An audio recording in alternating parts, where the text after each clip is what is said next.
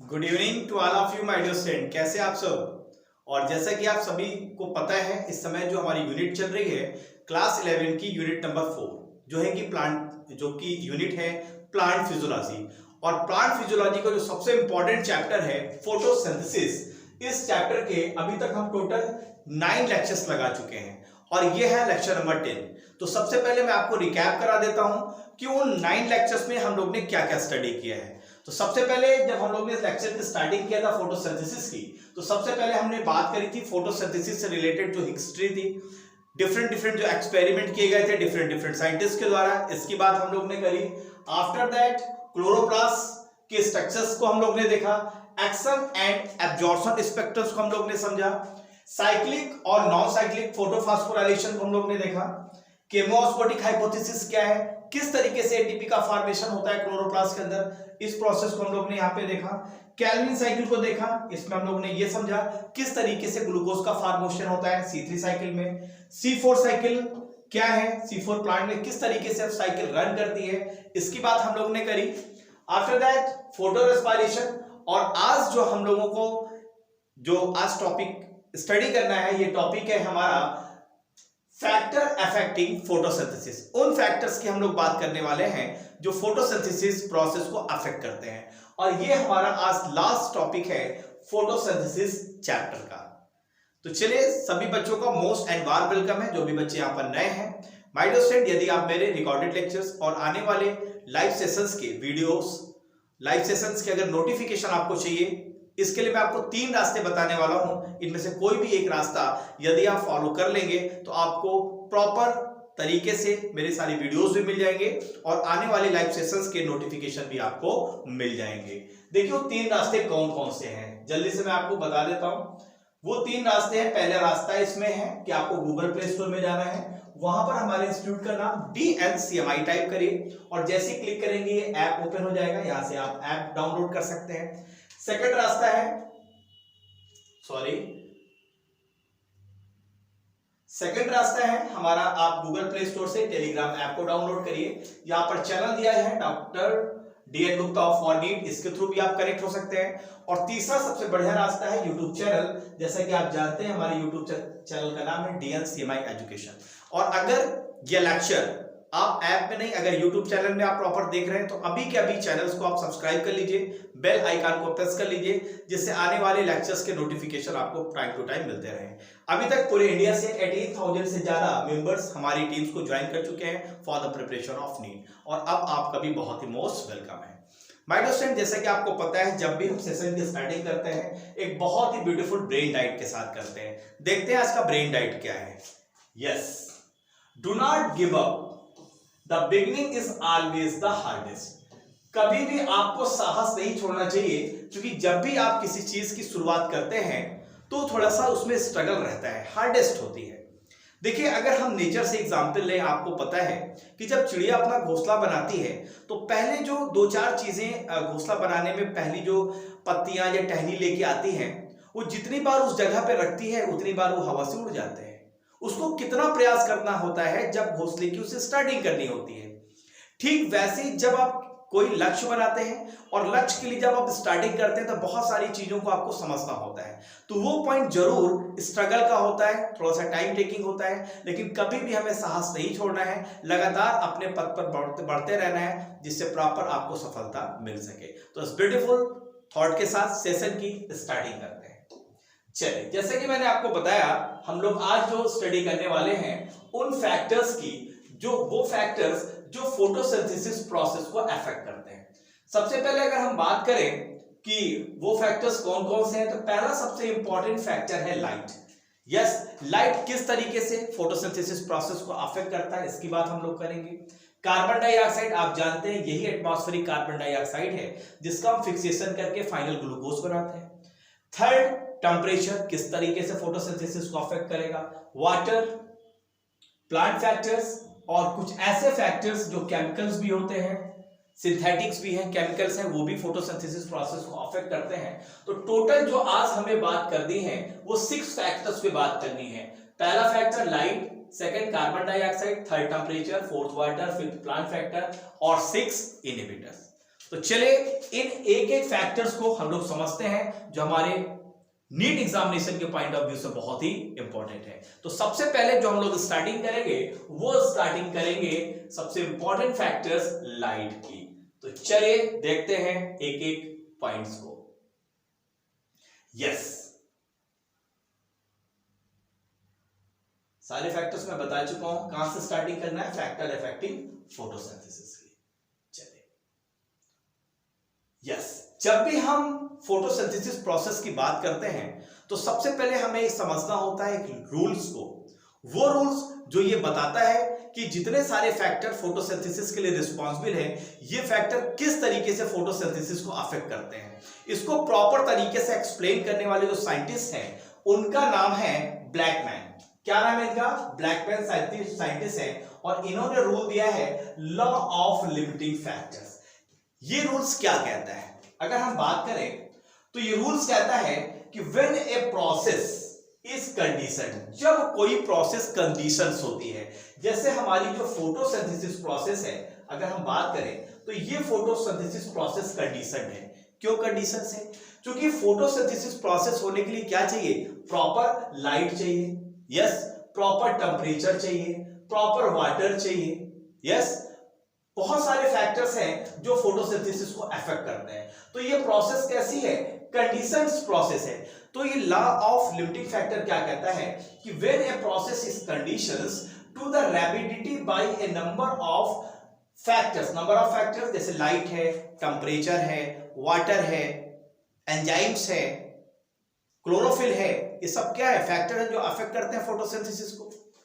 The rate of process is limited by the pace of the slowest factor। कहता है कि जब किसी प्रोसेस को एक से ज्यादा फैक्टर अफेक्ट करते हैं और उन फैक्टर में से कोई भी एक फैक्टर यदि कम हो जाता है तो फोटोसिंथेसिस प्रोसेस अफेक्ट हो जाती है। इसे ही हम बोलते हैं लॉ ऑफ लिमिटिंग फैक्टर। जैसे अगर हम बात करें वो फैक्टर कौन कौन से हैं? कार्बन डाइऑक्साइड फोटोसिंथेसिस में, क्योंकि कार्बन डाइऑक्साइड का ही हम फिक्सेशन करेंगे और ग्लूकोज में कन्वर्ट करेंगे। लाइट आपको पता है फोटॉन एनर्जी के फॉर्म पे हम लाइट को एब्जॉर्ब करते हैं पिगमेंट्स के माध्यम से। Chlorophyll, yes, chlorophyll reaction centre की तरह होता है, चाहे फोटोसिस्टम फर्स्ट हो सेकंड हो। बाकी जो एसेसरी पिगमेंट्स है chlorophyll B, C, carotenoids, xanthophyll, water and temperature. Water आप जानते हैं जब हम वाटर की फोटोलिसिस करते हैं नॉन साइक्लिक फोटोफॉस्फोराइलेशन में, और अगर वाटर प्रॉपर नहीं होगा तो नॉन साइक्लिक फोटोफॉस्फोराइलेशन भी प्रोसेस नहीं होगी। तो इनमें से कोई भी एक फैक्टर अगर कम पड़ जाता है, धीमा हो जाता है, तो पूरी की पूरी प्रोसेस जो फोटोसिंथेसिस की है वो अफेक्ट हो जाती है। यही कहते हैं लॉ ऑफ लिमिटिंग फैक्टर। किसने दिया है? ब्लैकमैन में, और यही सारी चीजों को यहां पर एक्सप्लेन किया गया है। नेक्स्ट अगर हम पॉइंट्स की ओर बढ़ें तो कार्बन डाइऑक्साइड की अगर हम बात करें जो सबसे इंपॉर्टेंट फैक्टर है, is becoming limiting in clear sky. देखो, जब आसमान बिल्कुल साफ है, आसमान में बादल नहीं है, तो कार्बन डाइऑक्साइड क्या है? तो वहां पर लिमिटिंग फैक्टर होता है, क्योंकि एटमॉस्फेयर में आप देखें कार्बन डाइऑक्साइड का परसेंट कितना है? 0.03% तो है, yes, but light limiting in cloudy days and in dense forest. लेकिन आप देखें अगर दिन में बादल बहुत सारे हैं तो लाइट्स क्या हो जाएगी? लिमिटिंग हो जाएगी। घने फॉरेस्ट में देखिए बड़े बड़े ऊंचे ऊंचे पेड़ होते हैं तो छोटे छोटे पेड़ तक लाइट्स कम पहुंच पाती है, तो वहां पर भी लाइट एक फैक्टर हो सकता है। लेकिन लाइट्स के बारे में जब आप देखेंगे तो आपको पता है सैचुरेशन सिर्फ 10% पे हो जाता है। इसकी भी बात हम लोग करने वाले हैं। Atmospheric carbon dioxide is not limiting factor for C4 plant. देखो, C4 प्लांट्स के लिए जो एटमॉस्फेरिक कार्बन डाइऑक्साइड है वो कभी भी लिमिटिंग फैक्टर नहीं हो पाता, क्योंकि C4 प्लांट में आपने पढ़ा है क्रैश एनाटॉमी, और क्रैश एनाटॉमी में आपने देखा था कि मेसोफिल सेल्स में जो पेप कार्बोक्सिलेज एंजाइम की उपस्थिति में जो फॉस्फोइनॉल पाइरुवेट था उसके साथ कार्बन डाइऑक्साइड आगे क्या करता था? जुड़ता था, पेप कार्बोक्सिलेज उसको ऐड कराता था। मतलब कार्बन डाइऑक्साइड को मेसोफिल सेल में पकड़ते थे और पकड़ के फाइनली हम बंडल सी सेल में ले जाते थे। इसलिए जो C4 प्लांट्स की एनाटॉमी है उसकी वजह से कार्बन डाइऑक्साइड C4 प्लांट में कभी भी लिमिटिंग फैक्टर नहीं बन पाता है। एंड सबमर्ज्ड हाइड्रोफाइट्स, और ऐसे हाइड्रोफाइट जो सबमर्ज्ड है वहां पर भी ये कार्बन डाइऑक्साइड लिमिटिंग फैक्टर नहीं होता है। चलिए कुछ इंपॉर्टेंट फैक्ट हम लोग ने देखे। तो अब सबसे पहले फर्स्ट फैक्टर की हम लोग स्टार्टिंग करते हैं और फर्स्ट फैक्टर है हमारा लाइट। लाइट्स के बारे में यदि हम फैक्टर्स की बात करें, देखिए अगर एक ऐसा पॉइंट है जैसे 0 पॉइंट है और हम ये मान लेते हैं कि ये जो एक्सिस है ये शो कर रहा है रेट ऑफ फोटोसिंथेसिस को।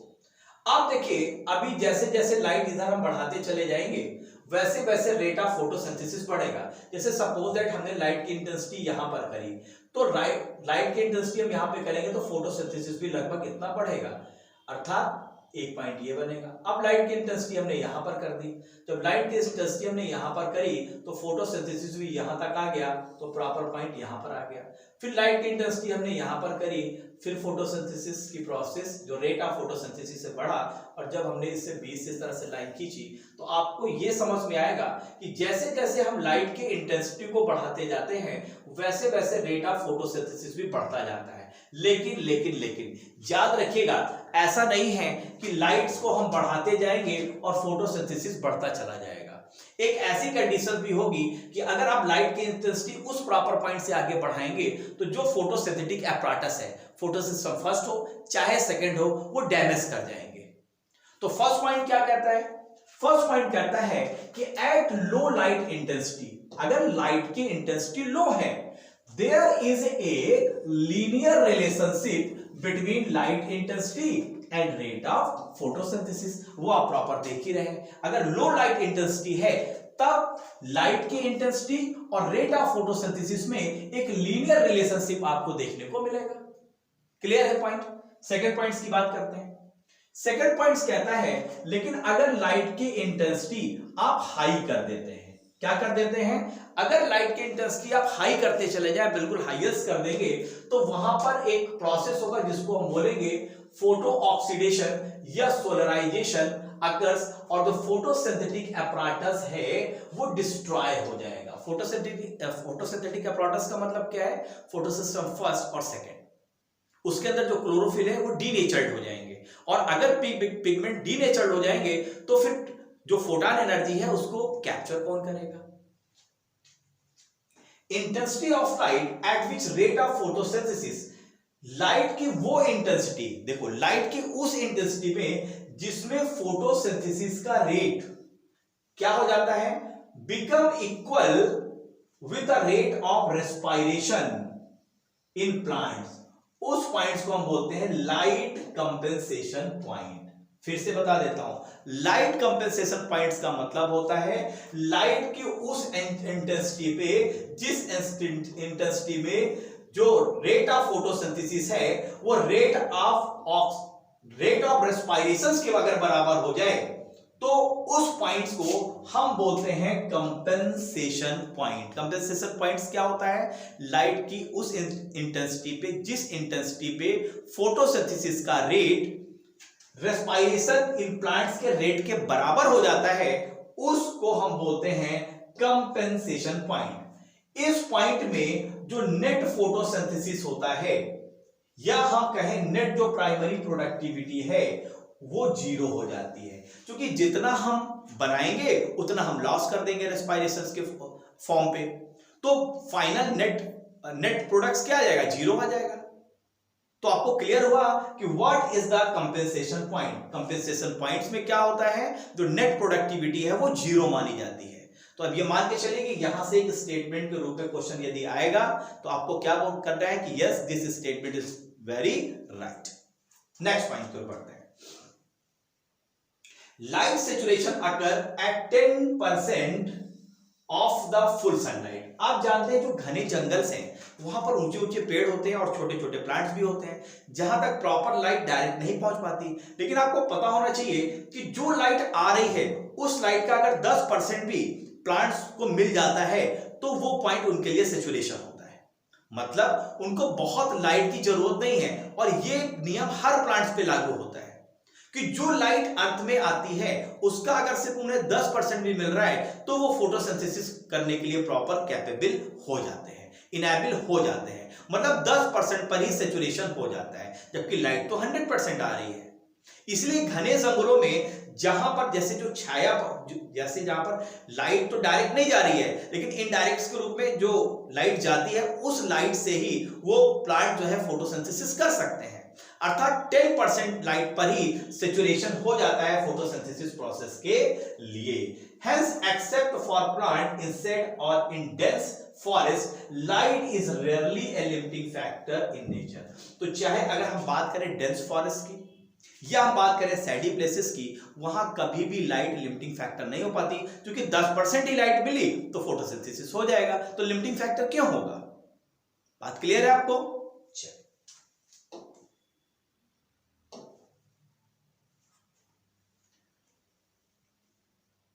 नेक्स्ट पॉइंट की हम बात करते हैं कार्बन डाइऑक्साइड की। आपको पता है कार्बन डाइऑक्साइड ही वो रॉ मटेरियल है जो एटमॉस्फेयर में है, और इसी कार्बन डाइऑक्साइड्स को हमें फिक्स करना है किस फॉर्म में? C6H12O6 के फॉर्म पे। तो फर्स्ट पॉइंट क्या कहता है? Concentration of carbon dioxide is the major limiting factor for photosynthesis.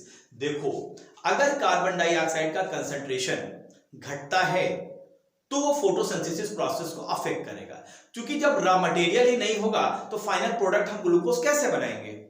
Clear है बात? सेकंड पॉइंट, आपको पता है कि एटमॉस्फेयर में जो कार्बन डाइऑक्साइड का कंसंट्रेशन होता है बहुत कम होता है। कितना होता है? 0.03 से 0.04% तक। अब अगर होगा क्या कि अगर कार्बन डाइऑक्साइड का कंसंट्रेशन अब 0.05% यदि बढ़ जाता है एटमॉस्फेयर में, कितना?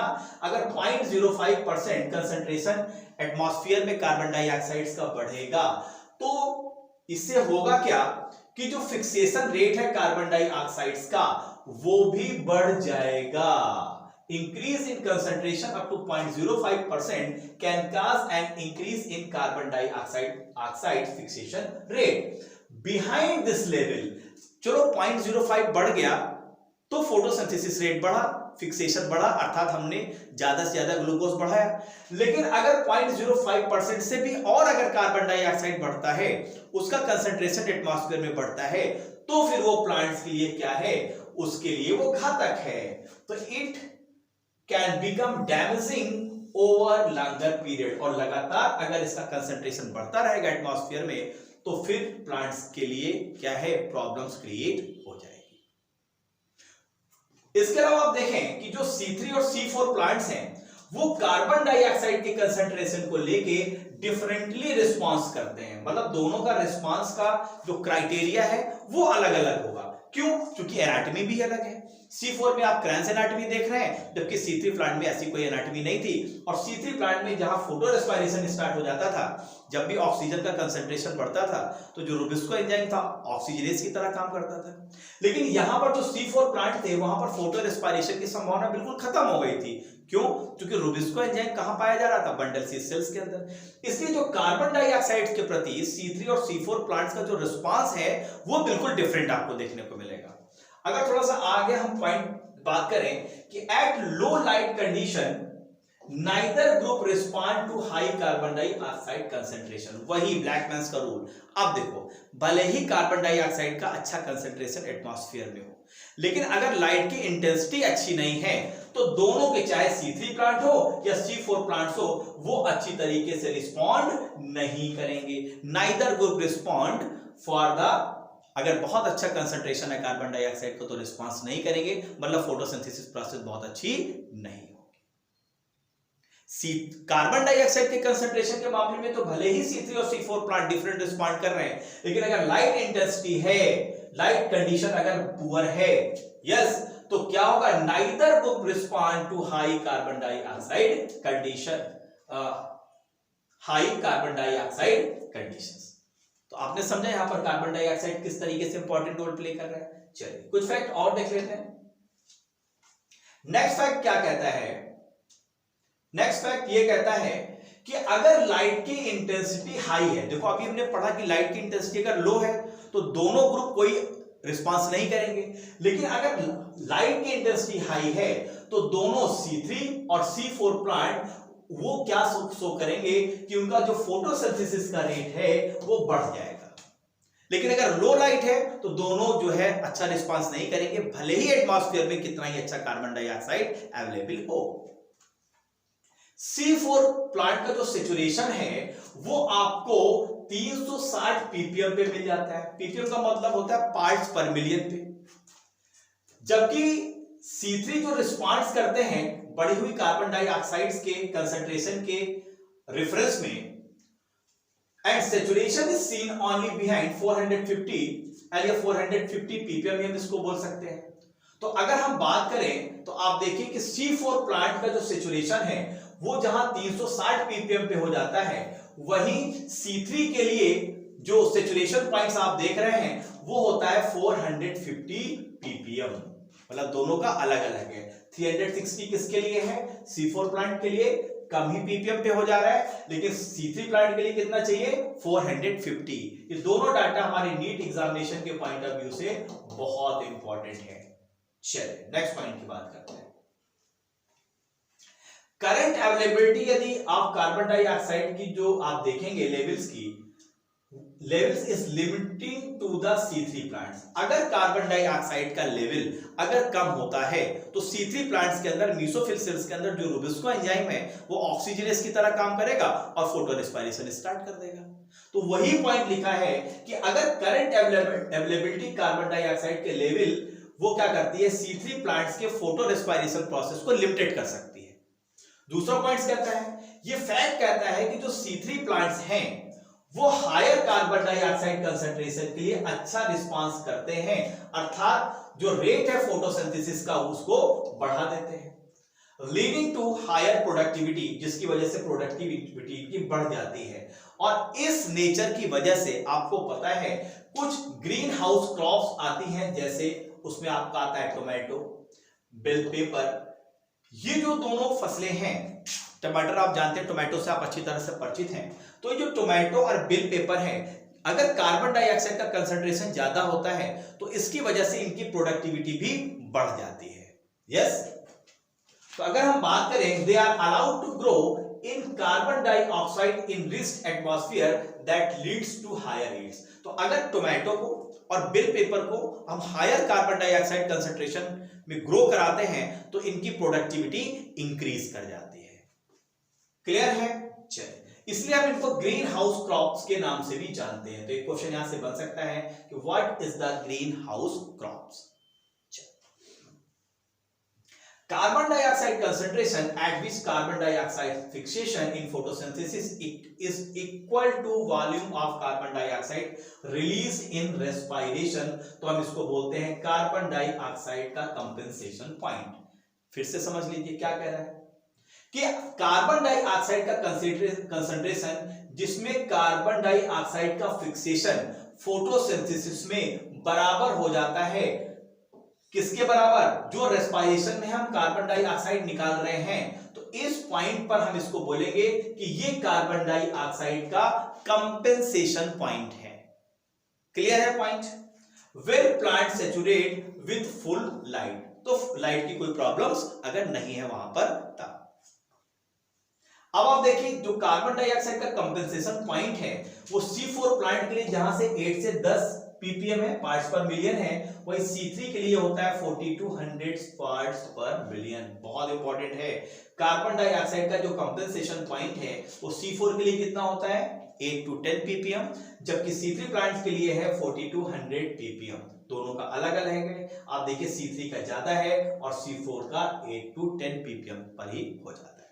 तो इस तरीके से माइडोसेट हम लोगों ने देखा कार्बन डाइऑक्साइड किस तरीके से फोटोसिंथेसिस प्रोसेस को अफेक्ट कर सकती है। अब हम बात करते हैं नेक्स्ट फैक्टर की, और वो फैक्टर है टेम्परेचर। आप देखिए अगर टेम्परेचर्स की बात करें तो जो लाइट की इंटेंसिटी होती है, जो सन से लाइट आती है, जो प्लांट फोटोसिंथेसिस करते हैं लाइट को फोटॉन्स के फॉर्म पे ट्रैप करते हैं। आपको पता है जो पिगमेंट्स हैं, चाहे वो क्लोरोफिल ए हो, बी हो, कैरोटीनाइड हो, या ज़ैंथोफिल हो। तो अगर हम टेम्परेचर की बात करें, तो अगर हम बात करें C4 प्लांट्स की, तो जो C4 प्लांट्स होते हैं वो हायर टेम्परेचर पे and so higher rate of photosynthesis. अगर टेम्परेचर ज्यादा है तो C4 प्लांट्स में फोटोसिंथेसिस का रेट भी ज्यादा होगा। जबकि C3 प्लांट्स क्या करते हैं, have a much lower temperature optimum. जबकि C3 प्लांट्स के पास जो लोअर टेम्परेचर ऑप्टिमम है वो बहुत कम है, मच लोअर है। जबकि C4 प्लांट्स में आप देखिए अगर टेम्परेचर ज्यादा है तो वो उतनी अच्छी बेहतर तरीके से रिस्पॉन्स करेंगे। और मैंने C4 प्लांट्स के बारे में आपको बताया भी था कि कहां पर ग्रो करते हैं, जहां पर थोड़ी गर्मी होती है, यस, एटमॉस्फेयर में मॉइस्चर कम होता है, वहां पर ये बहुत अच्छे प्लांट्स ग्रो करते हैं। The temperature optimum for photosynthesis of different plant also depend on the habitat. अब वो पर्टिकुलर प्लांट है कहां पे, टेम्परेट रीजन का मतलब कोल्ड रीजन में है या वो ट्रॉपिकल रीजन में है। जिस रीजन के उनका जहां पर हैबिटेट है उसके प्रति जो रिस्पांस है वो टेम्परेचर ऑप्टिमम भी अलग अलग हैबिटेट्स के लिए अलग अलग होगा पर्टिकुलर स्पीसीज के लिए। अगर आप देखें जैसे आप ट्रॉपिकल की बात करें, यहां पर कंडीशन हॉट एंड ह्यूमिड होती है, जैसे बॉम्बे आप एग्जांपल ले लें। Plants have a higher temperature optimum than the plants adapted to temperature. अब देखो जो ट्रॉपिकल रीजन के प्लांट हैं वो टेम्परेट रीजन के प्लांट से हायर टेम्परेचर ऑप्टिमम रखेंगे निश्चित रूप से, जो हम शुरू से देखते हुए चले आ रहे हैं। अगर उत्तर प्रदेश की हम बात करें तो ये कहां किस तरह का रीजन है, ये सब ट्रॉपिकल है। ऑप्टिमम टेम्परेचर फॉर फोटोसिंथेसिस के लिए होता है 20 से 25 डिग्री सेंटीग्रेड। किसके लिए, C3 प्लांट्स के लिए, बहुत इंपॉर्टेंट डाटा है। जबकि C4 प्लांट्स के लिए ये होता है 30 से 40 डिग्री सेंटीग्रेड। C3 के लिए कितना है, C3 के लिए था 20 से 25 और C4 प्लांट्स के लिए कितना है 30 से 40 डिग्री सेंटीग्रेड। ये होता है ऑप्टिमम टेम्परेचर। और दोनों की दोनों वैल्यू बहुत इंपॉर्टेंट है हमारी नीट एग्जामिनेशन के पॉइंट ऑफ व्यू से। चलिए अब हम बात करते हैं वाटर की। अब अगर वाटर्स के बारे में देखें तो वाटर का रोल आपको कहां मिलता है। जब आप नॉन साइक्लिक फोटोफॉस्फोराइलेशन देखते हैं तो वहां पर क्या होता है कि जब वाटर की दो मॉलिक्यूल्स को हम ऑक्सीडाइज करते हैं, फोटोलिसिस करते हैं, तो आपको 4 प्रोटॉन 4 इलेक्ट्रॉन मिलता है। ऑक्सीजन के 2 मॉलिक्यूल मिलते हैं जो रीअरेंज होके, ऑक्सीजन को 2 एटम मिलते हैं जो रीअरेंज होके ऑक्सीजन गैस में कन्वर्ट हो जाते हैं। तो आप भले ही देखें कि वाटर का डायरेक्ट रोल ना हो, लेकिन इनडायरेक्टली आप देखें कि जो नॉन साइक्लिक फोटोफॉस्फोराइलेशन में जो ऑक्सीजन इवॉल्व हो रही है वो वाटर से ही तो आ रही है। और अगर वाटर्स की कमी होगी तो कहीं ना कहीं डायरेक्टली नहीं लेकिन इनडायरेक्टली वो फोटोसिंथेसिस को अफेक्ट करने वाला है। तो पहला पॉइंट क्या कहता है वाटर का, पहला पॉइंट कहता है even though water is one of the reactants in the light reaction. Light reaction में आप देखते हैं कि वाटर भी एक रिएक्टेंट्स की तरह काम करता है। The effect of water as a factor is more through its effect on the plant rather than directly on photosynthesis। भले ही डायरेक्टली ये फोटोसिंथेसिस को अफेक्ट ना करता हो लेकिन इनडायरेक्टली तो करता है। कैसे, जैसे सपोज दैट अगर वाटर की कमी होगी, वाटर की स्ट्रेस होगी तो स्टोमेटा क्या हो जाएंगे, क्लोज हो जाएंगे। अब स्टोमेटा क्लोज हो जाएंगे तो कार्बन डाइऑक्साइड कैसे एंट्री करेगी, तो फोटोसिंथेसिस अफेक्ट करेगी। यस, अगर वाटर की कमी है तो जो पत्तियां हैं वो मुरझा जाएंगी और जब पत्तियां मुरझा जाएंगी तो प्रॉपर वो सनलाइट को ट्रैप ही नहीं कर पाएंगी। तो अगर हम देखें यहां पर पॉइंट्स कि water stress causes the stomata to close. अगर वाटर की कमी है तो स्टोमेटा क्या हो जाते हैं, बंद हो जाते हैं। Here reducing the carbon dioxide availability, जिससे कार्बन डाइऑक्साइड की अवेलेबिलिटी क्या है, मेसोफिल सेल्स के अंदर कम हो जाएगी। Besides water stress also makes leaves wilt। अगर वाटर स्ट्रेस लगातार है तो पत्तियां क्या हो जाएंगी, मुरझा जाएंगी। Thus reducing the surface area of the leaves। भाई लीव्स का सरफेस एरिया क्या हो जाएगा, कम हो जाएगा और उसका जो मेटाबॉलिक एक्टिविटी है वो भी क्या हो जाएगी, कम हो जाएगी। और अगर ये सारी चीजें होंगी तो निश्चित रूप से फोटोसिंथेसिस अफेक्ट करेगा। तो वाटर के मामले में भले ही ये डायरेक्टली अफेक्ट कर रहा हो लेकिन ये इनडायरेक्टली अफेक्ट करता है फोटोसिंथेसिस प्रोसेस को वाटर।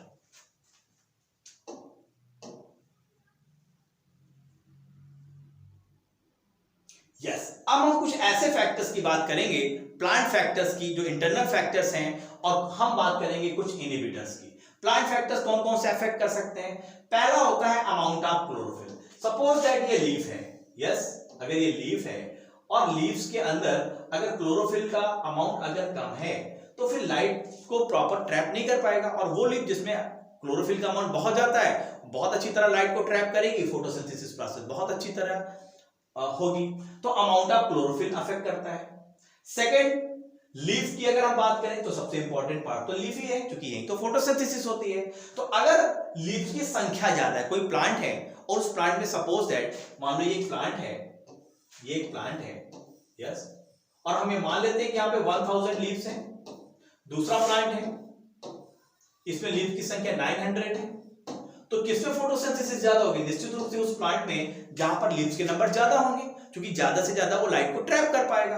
तो इस तरह से लीव्स के नंबर इंपॉर्टेंट करते हैं। लीफ का साइज आप देखिए, जो भी C4 प्लांट्स थी उनकी लीव्स का साइज कितना बड़ा था, उनका लैमिना बहुत बड़ा था, क्योंकि ज्यादा से ज्यादा उनको लाइट्स को ट्रैप करना है, तो लीफ का साइज इंपॉर्टेंट है। लीफ की एज, अगर एजिंग प्रोसेस में है तो उतना अच्छा क्लोरोफिल नहीं मिलेगा वहां पे। लीफ का ओरिएंटेशन, कि लीफ को जैसे सपोज दैट सनलाइट यहां से आ रही है तो सनलाइट की तरफ लीफ का ओरिएंटेशन जितना अच्छा होगा उतनी ही अच्छी तरीके से फोटोसिंथेसिस होगी। तो ये कुछ फैक्टर हैं जो फोटोसिंथेसिस को डायरेक्ट अफेक्ट करते हैं। नेक्स्ट आता है कुछ ऐसे केमिकल हैं जो इफेक्ट करते हैं, जिसमें पहला केमिकल आता है DCMU। इसको बोलते हैं डाईयूरान या डाईक्लोरोफेनिल डाईमेथिल यूरिया। ये एक ऐसा केमिकल है जो फोटोसिंथेसिस प्रोसेस को अफेक्ट करता है, उसको चेक करता है, उसको रोक देता है। सेकेंड आता है पैन। पैन का फुल फॉर्म है परऑक्सी एसिटिल नाइट्रेट। यस, ये भी फोटोसिंथेसिस को अफेक्ट करता है। साइमाजाइन, ब्रोमोसिल, ये वो केमिकल है जो फोटोसिंथेसिस को अफेक्ट करते हैं। अब आपको पता है अगर इन केमिकल्स का हम यूज करेंगे तो जो खरपतवार है वो प्रॉपर फोटोसिंथेसिस कर नहीं पाएंगे, तो उनकी डेथ हो जाएगी प्रॉपर, तो हम अपनी फसल बहुत अच्छी तरीके से प्रॉपर ग्रो करा पाएंगे, तो वहां पर हम इसका यूज कर देते हैं। अब जैसे हम बात करें आइसोसिल की, बहुत इंपॉर्टेंट फैक्टर है ये क्या करता है कि ये फोटोसिंथेसिस को इनहिबिट करता है, रोक देता है। कैसे? एक्चुअली जो फोटोसिस्टम सेकेंड है उसको ये क्या कर देता है, उसको ये ब्लॉक कर देता है, जिसकी वजह से जो इलेक्ट्रॉन का फ्लो है वो फोटोसिस्टम फर्स्ट और फोटोसिस्टम सेकंड्स के बीच में हो ही नहीं पाता। फेरिडॉक्सिन आपको पता है इलेक्ट्रॉन ट्रांसपोर्ट सिस्टम का ही एक कंपोनेंट है। तो अगर इलेक्ट्रॉन का प्रॉपर फ्लो नहीं हो पाएगा, दोनों सिस्टम्स के बीच में प्रॉपर ट्रांसपोर्ट नहीं होगा, तो फोटोसिंथेसिस अफेक्ट कर जाएगी। तो फाइनली क्या करता है आइसोसिल, ये फोटोसिस्टम सेकंड्स को ये ब्लॉक कर देता है। तो इस तरीके से माइडोसिन हम लोग ने उन सारे फैक्टर्स की बात करी। यस, एक फैक्टर्स और है, yes, all these above chemical used as weedicides और herbicides। herbicides आप जानते हैं जो खरपतवार होते हैं खेतों में, अगर वो ज्यादा ग्रो करेंगे तो जो हमारे मेन प्लांट है, मेन क्रॉप है, वो अफेक्ट करने लगेगा, क्योंकि पूरा न्यूट्रिशन तो यही ले जाएंगे। तो इन वीड्स को मारने के लिए इन केमिकल्स का यूज किया जाता है, जिससे उनकी फोटोसिंथेसिस रुक जाती है और प्लांट डिस्ट्रॉय हो जाते हैं। तो इस तरीके से माय डियर स्टूडेंट आज हमने बहुत सारे उन फैक्टर्स की बात करी जो फोटोसिंथेसिस को डायरेक्ट अफेक्ट कर रहे हैं। तो यदि ये लेक्चर्स आपको अच्छा लगा है तो आपको लाइक करना है, आपको शेयर करना है अपने दोस्तों के साथ। तो thank you very much to all of you my dear student. इस तरीके से हमने इस फोटोसिंथेसिस चैप्टर को पूरा 1 by 1 कॉन्सेप्ट को क्लियर किया है। अगर जो बच्चे आज नए हैं, मेरे सारे लेक्चर्स को 9 टोटल लेक्चर्स एंड 10 लेक्चर्स हैं टोटल, सारे लेक्चर्स को आप लगाइए।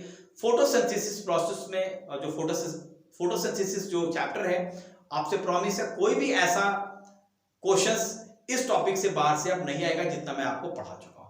आप विश्वास रखिए, लगातार तैयारी करते रहिए। Thank you very much, bye bye, good night, see you, bye.